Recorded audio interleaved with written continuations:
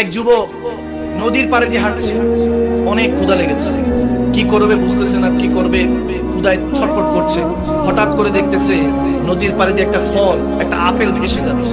ক্ষুধা তো তড়িৎ গতির পানিতে নামলো, আপেলটা নিল, মুখে কামড় দিল, এক বাইট নেওয়ার সাথে সাথে পেটে গেল, পেটটা ঠান্ডা, এবার দুনিয়া ঠান্ডা, ঠিক কিনা?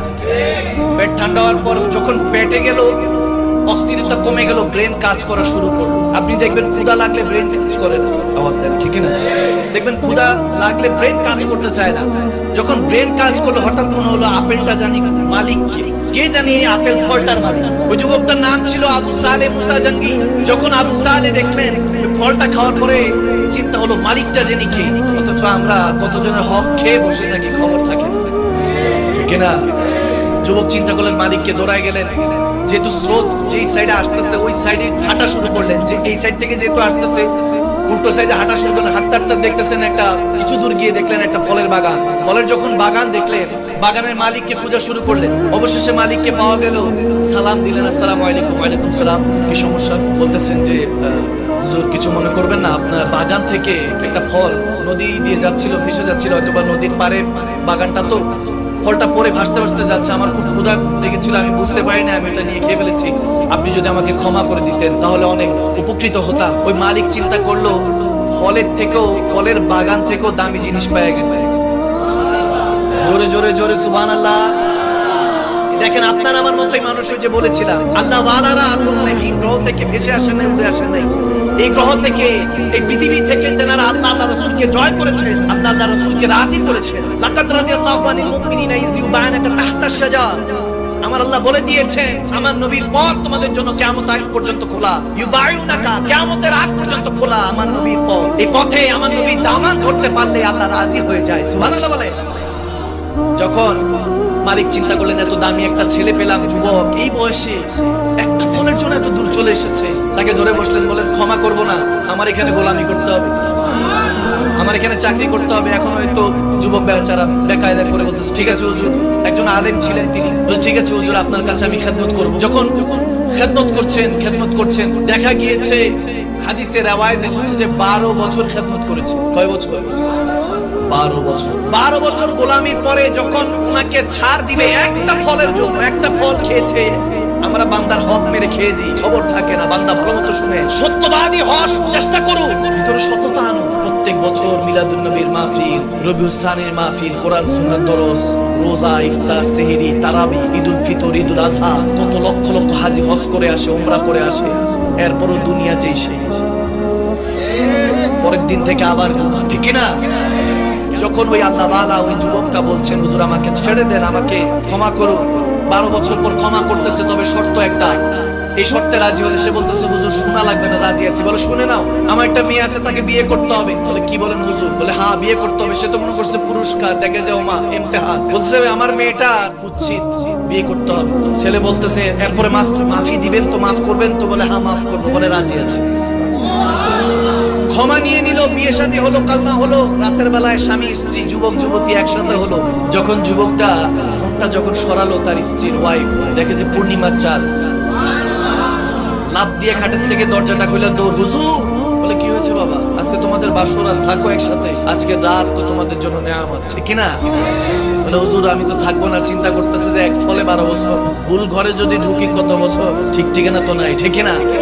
বলতেছে হুজুর আপনি যেটা বলছেন এর উল্টা একজন বসে রয়েছে, এত সুন্দর আমি জীবনও দেখিনি। দেখছি আপনি বলছেন কুৎসিত, আপনি বুঝাইছেন অমাবস্যার চাঁদ, এটাতে দেখতেছি পূর্ণিমার চাঁদ।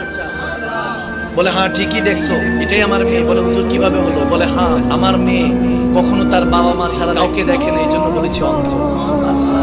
আমার মেয়ে এই চেহারা, সূর্য চাঁদও দেখেছি কিনা সন্দেহ, এই জন্য বলেছি কুৎসিত। মা বাবার হুকুম ছাড়া ঘর থেকে বের হয়নি এক কদম, এই জন্য বলেছি ল্যাংড়া। কখনো মা বাবা ছাড়া কোনো কিছু শুনে নাই, কোরআন তেলাওয়াত ছাড়া কোনো কিছু শুনে নাই, এই জন্য বলেছি বয়রা। জুবান দিয়ে দুরুদে পাক জিকরুল্লাহ আর মা বাপ ছাড়া কোনো কিছু ডাক দেয় না, এই জন্য বলেছি বোবা। বলে না বাবা এটা তোমার জন্যই গিফট, 12 বছর পর, এই জন্যই তোমাকে লালন পালন। আমার মেয়ে তখন যুবতী ছিল না, প্রাপ্তবয়স্ক ছিল না, এখন প্রাপ্তবয়স্ক হয়েছে, এজন্য তোমার সাথে বিয়ে দিয়েছি। ওনার নাম হলো উম্মুল খায়ের ফাতেমা। ওই কন্যা, ওই যুবতী আর যুবক আবু সালিম মুসা জঙ্গি, ওই দুজন এত এত সুন্দর, এত সুন্দর, এত সততার মাধ্যমে, এত সৎ যখন দুজন একত্রিত হলো, এরকম যুবক যুবতী যখন একত্রিত হলো, এরকম স্বামী স্ত্রী যখন একত্রিত হলো, জামানা তেনালে থেকে সাইয়েদনা আব্দুল কাদের জিলানী পেয়েছে, হুজুর গৌস পাক পেয়েছে। আব্দুল কাদের জিলানী রাদিয়াল্লাহু তাআলা, পীরানে পীর দস্তগীর মেহবুব সুবহানে কুতুবে রব্বানি সাইয়েদনা আব্দুল কাদের জিলানী। আব্বা হলেন আবু সালিম মুসা জঙ্গি, আম্মা হলেন উম্মুল খায়ের মা ফাতেমা। সুবহানাল্লাহ। কেমন যুবক যুবতী একত্রিত হলে এরকম একজন ওলি জন্ম নেয়। এজন্য যৌবন বয়সে নিজেকে নির্ধারণ করতে হবে, আপনি যেমন পাবেন তেমন। যদি চলেন দুনিয়াদারের মধ্যে, তখন নিয়ামতের জিন্দেগি কিয়ামত বানায় দিবে, এরকম আসবে, ঠিক কিনা? মা বাপরে বলবে বৃদ্ধাশ্রমে রেখে আসেন, এরকম অসংখ্য দেখেছি আমি, অসংখ্য। এই তো 3-4 বছর আগের কথা, যখন করোনা হয়েছে, কেউ কাউকে দেখতে পারে না, কিয়ামতের একটা মঞ্জার দুনিয়াতে আল্লাহ দেখিয়ে দিয়েছে। ওই দিনটা আমরা ভুলতে বসেছি। ভাইয়েরা আমার, বাবারা আমার, ওই সময় গাউসিয়া কমিটির ভাই বাবারা আমাকে জানিয়েছিলেন, এই আগ্রাবাদে যখন একটা হিন্দু ব্যক্তি লাশ সংস্কারের জন্য গেলে, এরা যখন গাউসিয়া কমিটির ভাইরা ফৌজ বাহিনী, মাহাদি ইসলামের ফৌজ বাহিনী, সুবহানাল্লাহ বলে, ওনারা যখন নিতে গিয়েছেন, ওই ব্যক্তির নাকি 3-4টা বিল্ডিং ছিল, একমাত্র ছেলের নামে লিখে দিয়েছে। অথচ ছেলেটা একটা বাবাকে শুকনো কিছু খাবার দিয়ে ঘরবন্দি করে রেখেছে, পরে লাশটা নিয়ে 3-4 দিন পর বের হতে হয়েছে। নাউজুবিল্লাহ পড়বেন না? অন্য ধর্মের কিন্তু ইনসানিয়ত নেই। কেন? কারণ ইসলামের নূর নেই। ইসলামের নূর আপনার ভিতরে নিতে হবে। ইন্নাদ দীনা ইনদাল্লাহিল ইসলাম, Islam is the complete code of the life. পূর্ণাঙ্গ জীবন বিধান আপনার ভিতরে যদি না প্রবেশ করে, আপনার মধ্যে কোনো কিছুই আসবে। সাইয়েদনা আব্দুল কাদের জিলানী রাদিয়াল্লাহু তাআলা, তিনি যখন ছোট অবস্থায় ছিলেন, রওয়ায়াতের মধ্যে আসে 18 পারা কোরআন মুখস্থ করে দুনিয়াতে এসেছেন। সুবহানাল্লাহ। কারণ তেনার মা প্রত্যেক সময় কোরআনে পাক তেলাওয়াত করতেন। সুবহানাল্লাহ বলবেন না? এজন্য মারা যারা প্রেগন্যান্ট, গর্ভবতী অবস্থায় কোরআন তেলাওয়াত শুনতে হবে, বেশি বেশি পড়তে হবে। ওই মুহূর্তে আপনি 9 মাস 10 দিন, 10 মাস 10 দিন, যতদিন গর্ভ ধারণ করছেন, গর্ভবতী অবস্থায় আছেন, প্রেগন্যান্ট অবস্থায় আছেন, সে অবস্থার মধ্যে আপনার ওই ঋতুস্রাব পিরিয়ড আর হবে না। আল্লাহ আপনাকে ওই সময় তখন পাক সাফ রাখেন, কারণ ওই নাপাক রক্ত থেকে পাক একটা জাত তৈরি হয়, ঠিক কি না? একটা মানুষ তৈরি হয়, বনি ইনসান তৈরি হয়, আশরাফুল মাখলুকাত, সৃষ্টির সেরা জীব তৈরি হয়। একটা নাপাক ফোঁটা পানি থেকে, নাপাক রক্তের মিশ্রণে এই বান্দা আপনাকে তৈরি করেছেন আল্লাহ। অহংকার করে কোনো লাভ নেই। এই দুনিয়া অহংকার করে কেউ টিকতে পারেনি, আপনিও পারবেন না। 18 পারা কোরআন মুখস্থ করে সাইয়েদনা আব্দুল কাদের জিলানী আম্মা জান কেবলা পড়তেন, বিধায় তিনি মুখস্থ করে দুনিয়াতে এসেছেন গৌসে পাক। এমনও হয়েছে, গৌসে পাক যখন ছোটবেলায় দুষ্টুমি করতেন, মা তো শাসন করার জন্য লাঠি নিছে, দৌড়ানি দিছে। অনেকের মনে হতে পারে যে এগুলো বানানো কিচ্ছা কাহিনী। না, কারামাত আউলিয়া হক, ওলি আল্লাহদের কারামত সত্য। যদি মাটা ওরকম হয়, নেককার হয়, শিশু হলো, ওই বান্দাটাকেও আল্লাহ নেককার হিসাবে কবুল করে, ঠিক না? মাদার জাত ওলি হয়, তিনি মায়ের পেটের থেকে ওলি হয়ে বের হয়েছে। কিছু বছর পূর্বে আমি দেখেছি, এক ইহুদি নারীর ঘর থেকে এক ছেলে 5 পারা না জানি 6 পারা কোরআন মুখস্থি করে বের হয়েছে, এক শিশু জন্ম নিয়েছে। সুবহানাল্লাহ। ওই ইহুদি নারীর পাশে এক ঘর ছিল, মুসলমানের ঘর, ওখানের মধ্যে নাকি এক নারী প্রত্যেকদিন কোরআন তেলাওয়াত করতো। ইহুদি মহিলার ভালো লাগতো, গর্ভবতী অবস্থায় সেটা কান পেতে শুনত। সুবহানাল্লাহ। নাপাক ঘরে পাকের পয়দা হতে পারে যদি জাতটা ঠিক থাকে, নিয়ত ঠিক থাকে, ঠিক না? গৌসে পাক যখন দৌড় দিতেছে, সমস্ত কবরবাসীরা সালাম, আসসালামু আলাইকুম ইয়া আব্দুল কাদের জিলানী, ইয়া গৌসে পাক। সালাম দিছে। গৌসে পাকের আম্মা জান দেখে তো অবাক, স্ট্রেঞ্জ, তাকায় আছে যে মুর্দা সালাম দিতেছে আমার বাচ্চারে, 7-8 বছরের বাচ্চারে সালাম দিতে, অবাক হয়ে গেলেন।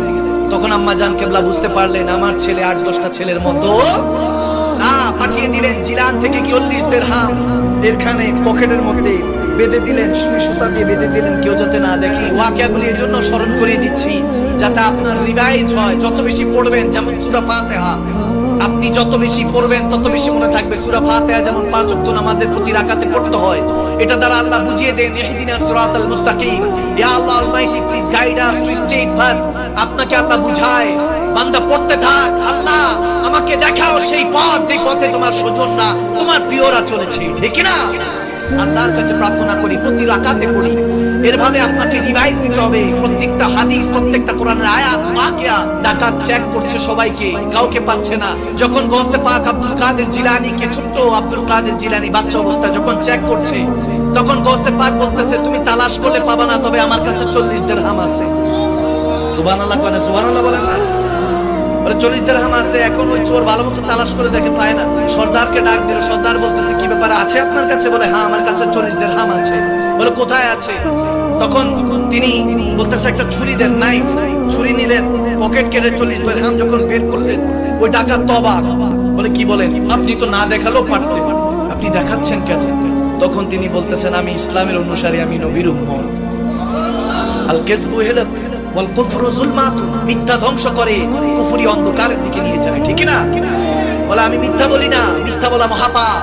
কারণ এই মহাপাপ থেকেই পাপের শুরুয়াত হয়। একটা মিথ্যা দামা চাপা দেওয়ার জন্য বান্দা 100টা মিথ্যা বলে ফেলে, ঠিক না? বলতেছে আমি মিথ্যা বলি না। তখন ওই ডাকাত অবাক হলেন, বেলায়েতের চোখ দিয়ে যখন হয়তো বা ফায়েজ দিয়েছেন, মুনাওয়ার হয়ে গিয়েছে। সে ডাকাত বলতেছে আমি কলমা পড়তে চাই, আপনার হাতে বায়াত হতে চাই। সুবহানাল্লাহ। কালমা পড়ে মুসলমান হয়ে গেলেন। গৌসে পাক ফায়েজ দিয়ে বলেন, দায়িত্ব দিয়ে দিলেন, পাঠিয়ে দিলেন। 40 কাফের মুসলমান হলেন। দেখেন সাইয়েদানা গৌসে পাক কলিকুল সম্রাট যেদিকটা যাচ্ছে ওদিকটা দ্বীনের খেদমত চলছে। এরকম সন্তান আপনার ঘরেও হতে পারে যদি আপনি ওই দ্বীনের গাইডলাইন্স, আহলে সুন্নাত ওয়াল জামাত, একমাত্র দ্বীনের মধ্যে, ইসলামের মধ্যে সঠিক পথ, ওই পথের দিক নির্দেশনা আপনাকে দিতে হবে। বাইতে রাসূল, বাইতে খোদা, দিক নির্দেশনা আপনাকে দিতে হবে। যখন গৌসে পাক এভাবে যাচ্ছেন একের পর এক, এরপরে দেখা গিয়েছে গভীর খেয়াল, তিনি যখন মাদ্রাসায় গিয়েছেন, গায়েব থেকে আওয়াজ এসেছে ওই মাদ্রাসার যিনি হেড মুহাদ্দিস মুফতি ছিলেন, মুফতি আযম, তেনার কাছে গায়েব থেকে আওয়াজ আসলো, এ মুফতি, তোমার মাদ্রাসার মধ্যে দরস নেওয়ার জন্য অলিকুল সম্রাট এসেছে, সুবহানাল্লাহ, ইস্তেকবাল করো। তিনি তেনার শিক্ষকদেরকে নিয়ে দৌড়ায় গেলেন। শিক্ষকরা একটু অবাক, বলতেছে কার জন্য ইস্তেকবাল দেওয়ার জন্য, ওয়েলকাম জানানোর জন্য গিয়েছে। গিয়ে দেখে এক ছোট্ট বাচ্চা। বলে হুজুর এই বাচ্চার জন্য আমরা আসছি এই সবাই? বলে হ্যাঁ ইনার জন্য এসেছি, এত কথা বইলো না, চলো। এখন হুজুর তো সবাইকে সবকিছু বলতে পারবে না, তিনি একজন আল্লাহর ওয়ালি ছিলেন, মুফতি আযম ছিলেন, শাইখুল ইসলাম ছিলেন। তিনি হুজুর গৌসে পাক আব্দুল কাদের জিলানীকে নিয়ে গেলেন। মজার বিষয়, এখন প্রত্যেক শিক্ষক নালিশ নিয়ে আসছে মুফতি সাহেবের কাছে। প্রিন্সিপাল যিনি, তেনার কাছে নিয়ে আসছে। সব শিক্ষকরা সবাই নালিশ দিতেছে, হুজুর আব্দুল কাদের তো খুব ডেঞ্জারাস ছেলে, তাকে নিয়ে পারা যাচ্ছে না। বলে কি হয়েছে? বলে যখন পহেলা আউয়ালে দিলাম, সে দেখতেছি যে 5ম ক্লাসের পড়া আমাদেরকে শোনাচ্ছে। সুবহানাল্লাহ। এরপর 5ম ক্লাসে দিলাম, দেখি 10ম ক্লাসের পড়া আমাকে শোনাচ্ছে। এরপর 10ম ক্লাসে দিলাম, দেখি যে মুফতি মুহাদ্দিসের কিতাব পড়ে শোনাচ্ছে। বলে এরকম ছাত্র তো জীবনও দেখি নাই, এটা কেমন ধরনের ছাত্র? হুজুর বলতেছে তোমাদের সাধ্য নাই এনাকে পড়ার, এনাকে আমার কাছে আনো। নিজের কাছে নিয়ে নিলেন। দেখা গেল তখনকার দিনে ছুটি পড়লো, তখন এই প্রিন্সিপাল হুজুরের কাছে এক বৃদ্ধ আসছে, 80-90 বছরের বৃদ্ধ এসেছে, যে ছুটির মধ্যে কোনো যদি ছাত্র দিতেও লজিক হিসাবে থাকবে। ওই বৃদ্ধর একটাই মাত্র বউ, সন্তান নেই, খেদমত করবে, একটা ছাত্র চেয়েছে। এসে হুজুর কাছে বলে গেছে, হুজুর বলতেছে আগামী কালকে আসো, তোমাকে একটা ছাত্র দিয়ে দিব, তোমার কাছে থাকবে মাসখানিকের জন্য। এখন হুজুর ছোট্ট আব্দুল কাদের জিলানী গৌসে পাককে দাওয়াত করলো যে আমার বাসায় আসবেন আপনি, আগামী কালকে খাবারের দাওয়াত। সুবহানাল্লাহ। শিক্ষক দাওয়াত দিচ্ছে ছাত্রকে, শিক্ষক দাওয়াত দিচ্ছে কাকে? ছাত্রকে। এখন ছুটি পড়ে গেল, গৌসে পাক বলতেছেন হুজুর যতদিন পর্যন্ত আমি আলেম না হব, মাকে বলেছি ততদিন পর্যন্ত বাড়ি ফিরবো না। সুবহানাল্লাহ বলে।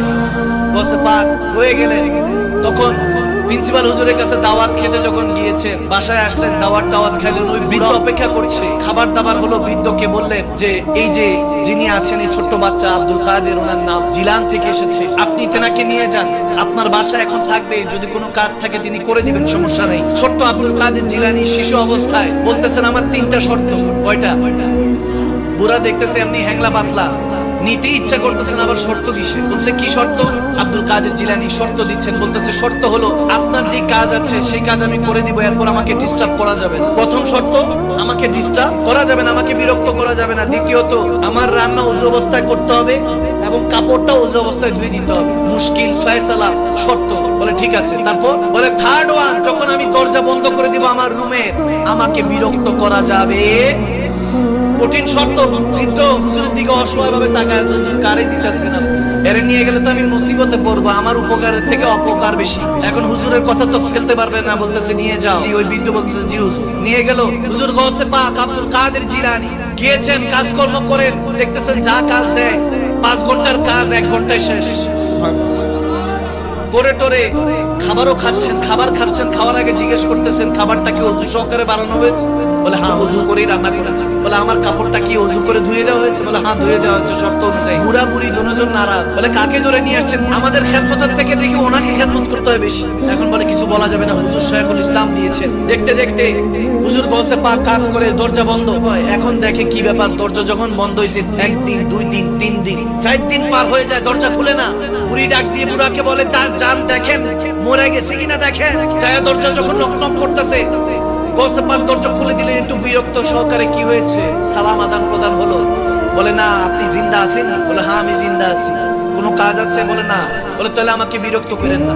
বলে 3 দিন 4 দিন দরজা বন্ধ, বিরক্ত করবো না আপনারে? আমাদের টেনশন হয়তো, হুজুরকে কি জবাব দিব? বলে না আমি ঠিক আছি, বিরক্ত করবেন না। আবার দেখতে দেখতে এরকম মাস 2-1 পাড়ি দেওয়ার পর দেখতেছে একদিন দেখতেছে সপ্তাহ পার হয়ে গেল। 1 সপ্তাহ হয়ে গেছে, দরজা খোলে নাই, কোনো খাওয়া নাই, লেনা নাই, দেনা নাই, কোনো অবস্থা নাই। বুড়ি বলতেছে বুড়াকে যান খবর নেন, মনে হয় আজকে সত্যি সত্যি মারা গেছে, যান খবর নেন। দরজা নক নক হলো, দরজা খুলে গেল। হুজুর গৌসে পাক বলে কি হয়েছে? বলে কি হয়েছে মানে মাথা খারাপ হয়েছে আর কি। এগুলো কোনো কথা? আপনি দরজা বন্ধ করলে খুলেন না, 1 সপ্তাহ খবর নাই। বেলায়েতের ক্ষমতা অন্য জায়গায়, এগুলো আপনাকে আমাকে বুঝতে হবে, খুঁজতে হবে, তাহলে আপনি আল্লাহকে পাবেন, রাসূলকে পাবেন। যখন হুজুর গৌসে পাককে বলতেছেন যে আপনি দরজা বন্ধ করে আছেন, কোনো খোঁজ খবর নাই, তখন রাত বাজতেছে অনেক রাত। বুড়া যখন এই কথা বললো, বৃদ্ধকে টেনে নিয়ে মাঠের মধ্যে নিয়ে গেল। ওই পাশে বাড়ির যে আঙিনা আছে উঠানের মধ্যে নিয়ে হুজুর গৌসে পাক হঠাৎ করে ডান হাতটাও তুলে ওই বৃদ্ধকে ঢুকাই দিলেন। ঢুকাই যখন দিলেন, চাদর ছিল, ঢুকাই দেওয়ার পরে গৌসে পাক আব্দুল কাদের জিলানী ওই বৃদ্ধকে বলতেছেন বলেন কই আছেন? ওই বৃদ্ধ চোখ খুলে দেখে যে নবীজি বসে আছে, মদিনাওয়ালা বসে আছে। দেখেন এরকম মজলিস, চারপাশে সব নুরানি মানুষ, এক জায়গায় সিদ্দিক আকবর, ওমর ইবনুল খাত্তাব, আহলে বায়াতের সদস্যরা, ইমাম হাসান হোসেন, অনেকে বসে আছে। হুজুর গৌসে পাক আছেন, জুনায়েদ বাগদাদি আছেন, ইমাম তাফতাজানি আছেন, বড় বড় ওলি আল্লাহরা বাম সাইডে বসা, ডান পাশে ওলি আল্লাহদের সাথে সাহাবায়ে রাসূলরা বসা, গৌসে পাক আহলে বায়াতরা বসা, মাঝখানে আমার নবী বসা, খেতাব করতেছে।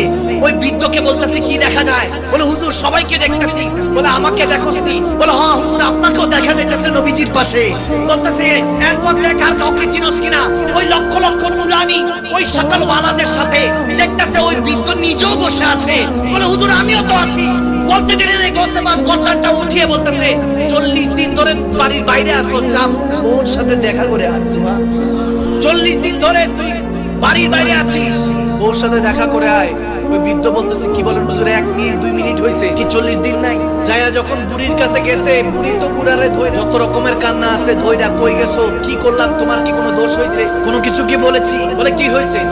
40 দিন ধরে আপনি কোথায় ছিলেন? বলে কি বলে বুড়ির মাথাই খারাপ হয়েছে, বুড়ির অবস্থায় মাথাই খারাপ হয়েছে। ফজরে নামাজ পড়লেন, নামাজ পড়ার পরে মুসল্লিরা সালাম দিতেছে, মুরব্বি আপনি কেমন আছেন, কোথায় ছিলেন 40 দিন, কই ছিলেন, হজে গেছেন নাকি? বলে কি বলে মুসল্লিদের মাথা খারাপ নাকি?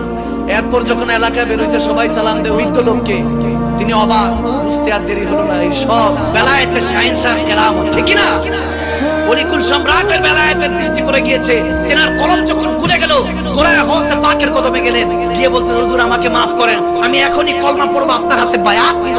তিনি বায়াত নিয়ে কাদের সিলসিলায় দাখিল হলেন। ওই বৃদ্ধ তখন দৌড়ায় তার বুড়ার কাছে, স্ত্রীর কাছে, বুড়ির কাছে গিয়ে বলতেছে আজকে থেকে আমার গৌসে পাকের আব্দুল কাদের জিলানীর ওযু সহকারে ভালো মতো মহব্বত নিয়ে রান্না বান্না করবা, কাপড় ধুয়ে দিবা। বিউরি বলতেছে মনে হয় 40 দিন করতে ঘুরে এসে বুড়ার মাথায় খারাপ হয়ে গেছে, কি বলতেছেন? বলে না যা বলতেছি সেটাই করো। এখন বলতে বলতে বুড়ি যখন রাগ হলো, তাদের স্বামী স্ত্রীর মধ্যে ঝগড়া হলো, গৌসে পাকের দিকে গেলেন, কাছাকাছি গিয়ে দেখেন যে গৌসে পাক এরকম রাতের বেলায় বের হইতেছে। বুড়ি বলে এই ছেলেরে নিয়ে আমি মাস 2-1 নিয়ে বহুত টেনশনে আছি, এই ছেলেকে নিয়ে বহুত পেরেশানি আছি, এখন আমার রাতের গভীরে কই যাইতেছে। পিছনে পিছনে যখন যাচ্ছে তখন এক ঝাড়ের মধ্যে দিয়ে লুকিয়ে দেখতেছে। আগেরকার দিনের মানুষের শ্রবণ শক্তি অনেক ভালো ছিল, ঝাড় থেকে দেখতেছে হুজুর গৌসে পাক আব্দুল কাদের জিলানী একটা কবরস্থানের সামনে এসে বসে বসে আছে, এক বৃদ্ধ মহিলা কাঁদতেছে, তেনার কাছে গিয়ে বসলেন, বলতেছে কি হয়েছে মা, কাঁদতেছেন কেন? ওই বৃদ্ধ ওই মহিলা ওই মাটা বলতেছে আমার সন্তান নাই, স্বামী নেই, একটাই সন্তান ছিল, আজকেই মারা গিয়েছে। তখন গৌসে পাক আব্দুল কাদের জিলানী বলতেছে জিন্দা করে দেই, কিছু বলবেন না তো, কিছু মনে করবেন না তো? তখন ওই মহিলা বলতেছে কি বলেন, মস্করা কেন করেন, আজকে এমনি আমার সন্তান হারিয়েছি, কি আপনি জিন্দা করে দিবেন? জান মালের দায়িত্ব তো সে আল্লাহ। তিনি বলতেছেন হ্যাঁ আল্লাহরই দায়িত্ব, তবে আল্লাহর কাছে রিকোয়েস্ট করলে ওয়ালাও এই দুনিয়াতে আছে।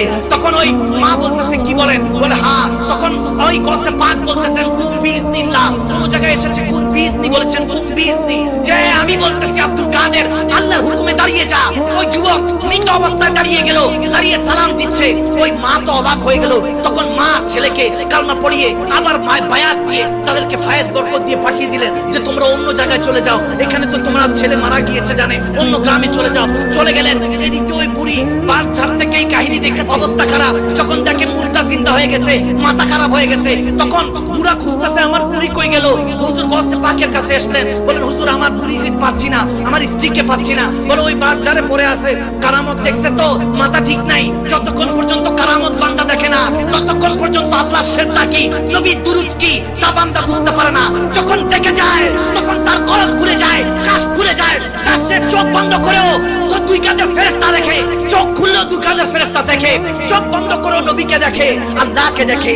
মান রানী ফাকাত জাল হক, যে নবীকে দেখে সেই তো আল্লাহকে দেখে। গৌসে পাকের কাছে বুড়ি এবং বুড়া দুজন দৌড়ে আসলো, কলমা পড়লো, বায়াত নিল, তওবা করলো, বললো হুজুর আজকে থেকে আপনার যেভাবে বলবেন সেভাবে চলবো। তখন হুজুরের কাছে আবদার করলো, হুজুর আমরা নিঃসন্তান, একটা সন্তান দেন। তখন হুজুর বললেন যে আপনাদের কোনো সন্তান নাই। চোখ বন্ধ করে বলে তোমাদের কোনো সন্তান নাই। তখন তারা বলে উঠলো, হুজুর যিনি চোখ বন্ধ করে বলতে পারে কোনো সন্তান নাই, আমার বিশ্বাস আল্লাহর হুকুমে চোখ বন্ধ করে তিনি সন্তানের ব্যবস্থাও করতে পারে। গৌসে পাক বলতেছে যা, আমার একজন আওলাদকে তোকে দান করে দিলাম, তার নাম সাইয়েদনা মুহিউদ্দিন ইবনুল আরাবী। সুবহানাল্লাহ বলে।